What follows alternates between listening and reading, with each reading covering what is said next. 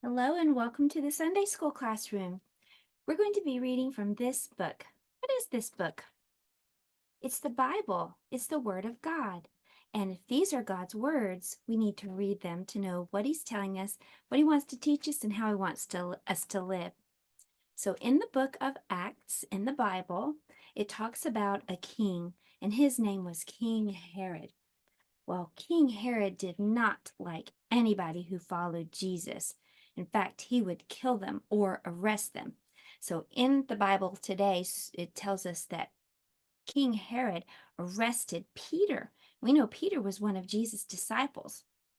Well, he put Peter in prison and he put chains on Peter's hands.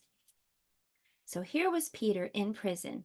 Well, meanwhile, while Peter is in prison, his friends are back home praying. The Bible tells us they were praying earnestly for God to deliver or to save Peter. Well, that night, Peter, in chains, was sleeping, and there were guards on each side of him, and he was in chains. Well, an angel came. An angel said, "Get up, Peter, we're getting out of here."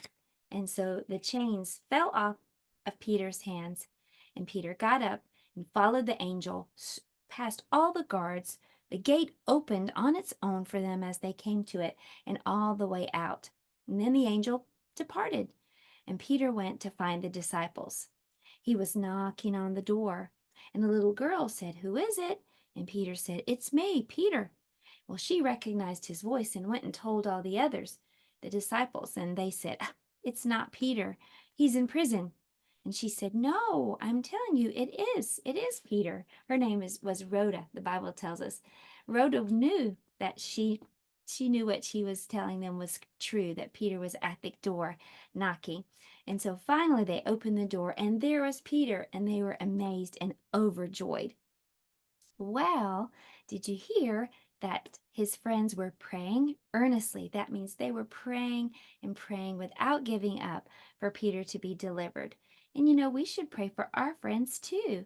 God can do amazing things, things that we can't even imagine. They never imagined that Peter would get out of jail, that his chains would break off, that he would get past all those guards and locked gates. But God can do amazing things, and we need to pray and believe that He can. Thank you for joining me today for a little Sunday school lesson, and I'll see you next week. Bye-bye.